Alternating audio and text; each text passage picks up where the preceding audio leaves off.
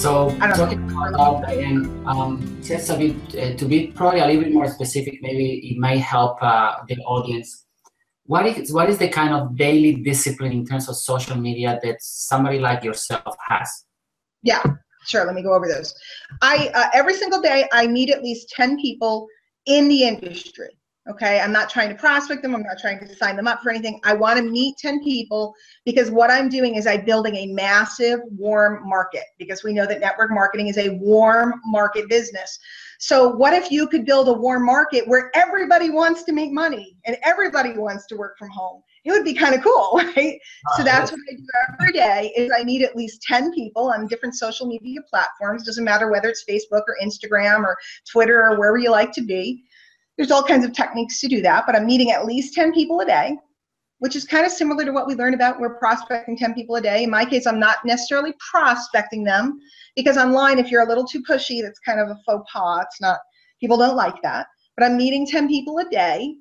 I'm creating a piece of content every day. Content is just a written piece, a video, or an audio. And today, it used to be hard. Now you can just flip on your phone, go like this, press the button, and I know I'm slowing this down, but I just want you guys to see how quick and easy it is. Hey guys, it's Diane, and right now I'm on an interview with Masa, and together we're having such a good time, and I really want you guys to see it. So after it comes out, I'll send it out to you guys. Make sure you're on my list at DianeHochman.com, and I'll get it right to you. That would be the video. And then if I want to, I press one button, I hit YouTube, and voila! I hit another button and it goes to Facebook. Voila! How long did that take? 12 seconds? Yes. That's People right. are like, I can't do it. Well, you could if you wanted to. So I'm creating a piece of content every day. Sometimes it's fun content. Sometimes it's educational. Sometimes it's an invitation and promotion to an event that's coming up, presentation or something like that. And then the last thing I do is I do have an email newsletter. They're very easy to set up, and I'm always inviting people to my newsletter. And so I write that newsletter every single day. If you're consistent with inviting people and putting it on, whether through your media that you create, your content, or verbally, just inviting people, you know, just say, hey, I have a great newsletter. I really could help you out. Let me get your email. I'll put you on. No big deal, right? You write to that newsletter, and then you're always sharing with them some results that somebody got, or some story, or what happened over the weekend at the event, or etc. Now you can start writing to those people every day. So these 3 simple steps are so uncomplicated, and yet the interesting thing is that over 90 days to 6 months, all of a sudden a new product comes out, just got announced. Guess what? You have a list of 500 to 1,000 people that you can tell all at once. And if everybody on your team had that list of 500 to 1,000 people, you could wield 50,000 people almost overnight. It can happen very, very quickly. So there's a lot of leverage. So we always have kind of most of the questions done, as you probably can imagine, but we always go off track. So we're going off track pretty much with all the questions. But we love it. I think it's so interesting. that's the thing, is that, you know, it's so interesting what you're saying, Diane.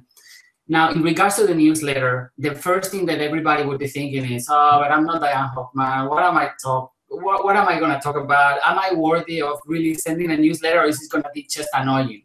So what would you say to that kind of person that is thinking right now, I don't know if I can do that, and newsletter, I don't know if I'm worthy of people listening to me?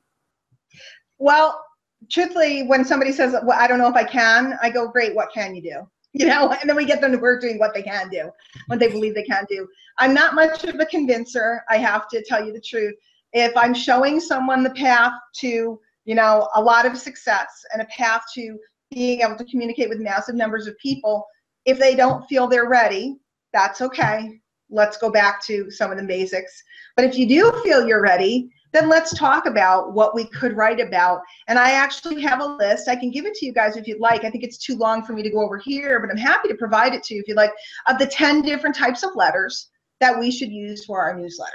And there are things like, you know, invitations we can invite to an event or something, stories where we're sharing a story about something that went on with someone. So if I had a health and wellness newsletter, I might be sharing a story of Mary who got started. And obviously we're not making medical claims or anything like that. You guys have to, you know, be compliant and get advice and do the right thing. But I might be sharing a neat story about something that happened with Mary. And it doesn't have to be that she was cured. We don't say that or anything like that. It could be that Mary was having trouble walking and she's up and walking now. That's you know, you didn't talk about a medical condition. It could be what we call curation. You guys want to write that down, not you, but the gang watching. Curation is finding content that somebody else created and then sharing it with people. Like we might find a great article or a great video on YouTube or a TED Talk or something that would be helpful to our list, and we can share somebody else's content. In fact, some of the other legends that you've interviewed or are interviewing, I share their content regularly because it's just that good. So I share it with my folks because I want them to hear from those legends. There's all different types of letters we can write. I write sometimes about what I'm making for dinner or what I'm doing over the weekend. And I know that sounds irrelevant, but people love it. People love to know what you're doing, what you're up to. Today I put up pictures of flowers on my front lawn. I had this huge response to daffodils. You know, people love that stuff. And what we're doing is responding and then also inviting on certain letters. We can't invite all day, every day. But I'm always able to share something about business to see who's ripe today, who's ready. So, but everybody, I started with no instruction, no background, no studying. I just started writing about what was going on for me and what was going on in my life. That's it. And I wrote, the big key is you write like you're writing to one person and that person is a friend. Everybody knows how to write a sticky note to a friend. Hey, we're meeting Friday night at blankety blank. Here's the address. So it's, hey, we're getting together tonight, a whole bunch of us. We're going to be talking about this. Here's the link. That's all it has to be. Yeah, and I know Masha has another question ready, but before we do that, you mentioned that you have a list, of all those things that you just said. So what we can do, if you have a blog post that talks about that, if you give us the link, what we'll do for you guys. I'll give you the information. In fact, forget the blog post. I'll make sure it's special for you guys, for your group, for all the pajama bosses. I'll make sure that we put together something that's a specific doc just for you guys. Yeah. And you know, before you are going into actually telling exactly how to do things, and that's one part of success, but I want to go again into what you said and pre-frame this answer. And you said, you know what? If people are not ready, I'm just not there to convince them. And I think that is so powerful. You know, for all of us, we need to really find the leader inside us when we're not successful yet. So I want to ask you again, you know, how did you, for example, transition from at the time where the outside world was not yet showing the results, but you were finding that leader inside you, and perhaps maybe link that to some of the mentors you may want to mention that you were listening to or that stand out, that perhaps you met and mentored you and so on. Because I think these kind of lessons, you know, are priceless for everyone that's listening. I think in my case, I don't know why, because I don't think I was smart enough to even realize, but somehow I understood that opportunities were being laid at my feet. I understood the first time I was at my network marketing company's meeting and somebody said, would you like to speak on the panel today? I didn't go, should I, could I, would I? I knew that it was an opportunity, and the worst thing that happened was I messed up, but it was an opportunity to get better. When somebody said, would you like to speak at this event? I didn't question it. I thought that it was the universe calling upon me to, you know, it was giving me an opportunity. It was giving me a platform. When it was time to do video and everybody said I can't do video, I have to be truthful. At first, I told all the young guys in my organization, you guys go do video. And then when they didn't do video, I said, it's too good to miss. So I don't know why. I guess I just felt I was being pulled towards something. From the day I walked into that room and I saw the opportunity meeting, I felt like there was something more for me. And so when I had opportunity, I took it. I don't always understand why people don't take those opportunities in their lives. I wish I could tell you more, like I had to be convinced or whatever. Now, I did become ultra aware of my negative self-talk, though, and I did become ultra aware that I needed to work on it, and that's why I use those tapes so often. The person I listened to most and actually got to work with and spend a lot of time with before he passed was Jim Rohn. He worked directly with our company, and as I moved into the leadership ranks, I even had the pleasure of going on vacations and different things with him. So from near and from far, you know, Jim was a big influence on me, and I was ambitious, but Jim framed my thought process so that I understood what entrepreneurial thinking was, and that wages, you know, I'm having a mental block. I'm going to mess up his line, and you can't mess up a Jim Rohn line. Profits are better than wages. Don't ask for things to be easier, ask for you to be better.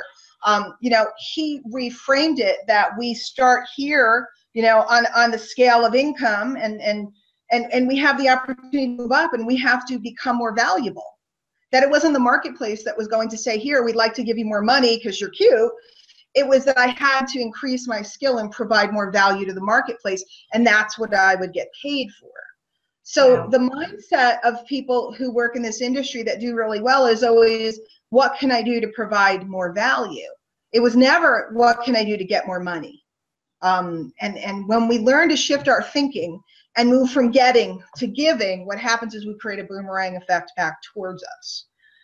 So Jim, and I listened to every training under the sun. I've read every book in the industry that exists. You know, I was like a bookworm. I was buying lots of books on eBay and reading all of them. I have shelves and shelves and shelves. I have a great library on the industry.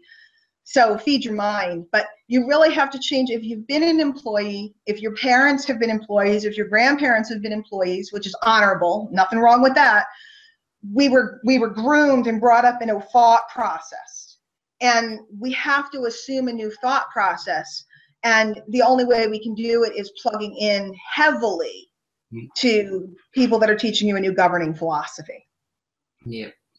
And you know, so as you were saying about Jim Rohn, I kind of, it came to my mind that those times that we were driving in the car going to work, and we were listening also to Jim Rohn. Obviously, we didn't have the chance to meet him, but he was always present with us in the car everywhere we went. And one of the things that I always imagined, I always joked about was, every time we went to work, we would listen to him, what he used to say about, you know, you're working full-time on your job while working part-time on your fortune. Only you can afford to, you know, kind of work full-time on your fortune kind of thing. So yeah, I mean, I couldn't agree more with everything you're saying, Diane. I think everyone that is watching here, I'm sure they're getting a lot of value and getting really inspired and, you know, pumped up to go and keep doing everything. But I think it's time to ask the question. Your special question is on. Yes, I think we're gonna have to buy like a magic wand. So we're gonna put you on the spot now, Diane, and we ask this question to all the legends. So as you're a legend, we need to ask you this question, and it's the following. Okay, let's say that Masha and I, you know, we can grant you a wish. Okay, and now this wish is the following: on Friday night, we can give you the chance for yourself and your family, including your kids, to sit down in a table with 3 people. Okay, they can be dead or alive, it doesn't matter. We will grant you that wish. Who would these people be and why? Okay, this is unfair because I didn't get to think about this, and this is a big decision. I will say one of them is Jim Rohn. My kids have gotten to meet him on more than one occasion, and my older daughter was just saying how she wished she knew when she was little who she was hanging out with. So Jim, if I could bring Jim back for Friday night, I sure would, but you'd have to get me a good bottle of wine because he only drank the best. Let me tell you, that guy he liked a beautiful red, and it had to be good. No junky wine for Jim. So I need you to pay for the wine too. I think I really would like to meet and speak with Oprah. I'd like to dissect her brain for a little bit, how she talked about somebody who changed their perspective and turned their mess into their message and impacted millions and millions and millions of people worldwide. And I don't know who my third one is. This is a big choice. You're putting a lot of pressure on me, a lot of pressure. And it's okay. All the legends have a moment of pause to think about it. It's okay. And we always say to everyone, you know, this this is putting you on the spot. We understand. And I was put on the spot once. Masha was the same. And you know, that's the hard thing. We want to choose so carefully all these people because they really have, you know, it has a meaning for us. So you know, it's okay if it takes a little bit longer. I'm sure the audience will be more than happy to wait for as long as it takes. Maybe we should do another question, and then I'm just like glancing at my bookshelf. I don't want to let it fall from my lips. I'm very funny about what I let fall from my lips. So I don't want to let it fall from my lips because what if it's true? And what if you have magical powers? This is my magic wand. Somebody gave me. What if you have magical powers and I end up with a dud on Friday night? This is hard. I mean, there's like 20 people that are coming to mind, and that's my problem. That's all good. So far we have Jim Rohn, and we have Oprah. Those two are amazing. That would be interesting. Would the third person be somebody like a spiritual, business? What kind of person do you think? Here's what's funny. I think that both of those people are spiritual in business. I think that pretty much everybody that you choose. What if you give me 4? Yeah, give me 4. I can bring back extras, and I can bring. Okay, I would bring back Mark Hughes, founder of Herbalife. I would like to have an evening to sit with him, and talk to him, because besides being the founder of Herbalife, which is obviously a very influential company, you know, in our industry, he was the first person running infomercials. I mean, his vision of what he was building, when it wasn't done, you know, and back in 1980, you know, the only thing there was Amway and a couple other things, New Skin, and for a young guy like that to have that vision, I'd love to sit and talk to him about what that vision was and just dive into his understanding of the minds of people, the minds and the hearts of people, how he was able to drive so many people. And then I think I'd probably go with, this is so hard. I see I gave you 3 now, but I don't know. Move along. These 3 are very special. They're very special, and I can see, you know, how we could all learn amazing things. That's really it. You know, we just want to finish up this off and ask, you know, what is Diane Hochman, you know, vision? What is your vision? What is coming up for you in the next 5 years? You know, where you want to be in the next 5 years? What are you kind of seeing will happen for you in your life, your family? Where are you heading in your business, your life? Apart from coming to Australia to visit us, and obviously your daughter. That's part of the vision. It's interesting because big part of my narrative was always my children. And it was always, you know, I always talked about it and being a stay-at-home mom and why I kept my business so simple, because family was the priority and all this other stuff. And now my girls are ready to fly. And so now there's me and my husband, and it's a whole new, can I be transparent, admit some of my excuses, since everybody has excuses, some of my excuses for not creating the products I want to, or writing the book that I've wanted to, and different projects that I wanted to do was always, oh, I'm taking care of the kids or the kids. And now the kids drive and the kids aren't home, and one's off at school and one's off wherever. So by next year, by September, that excuse is gone. And there's a lot of projects that I want to do that will help more people, more folks get this entrepreneurial vision, this freedom dream that I live in. So it's time for me to sit down with my husband, because he's remarkable and a big part of what I do as well, and plan that out. And it's time for us to hit the road and start getting out there and speaking more. I speak quite a bit now, but I hear that Asia and Australia are looking for me. They don't know it yet, but I hear that. So I think it's the books and the courses, because I know I came up on the courses and the books and the cassette tapes, and they changed my life. And it's time for me to lay down pieces that hopefully will do the same for others as they come down the road. And it just made me emotional. So now we know it's true. You got me, guys. I see a worldwide Diane impacting millions. I totally see it. And leaving a legacy. I guess at the end of the day, you know, it's Jim Rohn, the one that is talking through you too, because, you know, he was also very big in leaving the legacy, you know, leaving lots of knowledge and value to people, so they could, you know, they could have something even beyond, when he was alive. So, and I guess he's right now. I mean, I can actually listen to almost him talking through you in regards to leaving a legacy, and in a different way, obviously, but really, really inspiring, Diane. I mean, just really thank you so much. Thank you so much for really sharing all this. I know it's very profound and very deep for you. And we really appreciate you sharing this with us and with everyone that is watching at the end of the day. So that's it. We just really appreciate it. Thank you, Diane, so much for your time. And, just want to emphasize, everyone can find Diane on DianeHochman.com. The link will be below this video. And do follow Diane. I mean, get on her list and follow her, because that's what we've done for many, many years. And we certainly learned a lot from you, Diane. So thanks from our personal side, but I'm sure that many pajama bosses are there to follow you, and we certainly looking forward to learning more from you. So thanks so much. And seeing you in Australia. It's my pleasure, and thank you for sharing me with the pajama bosses. I look forward to getting to know so many of them. And as always, if there's anything I can do to serve your group, your folks, and your audience, please call upon me at any time.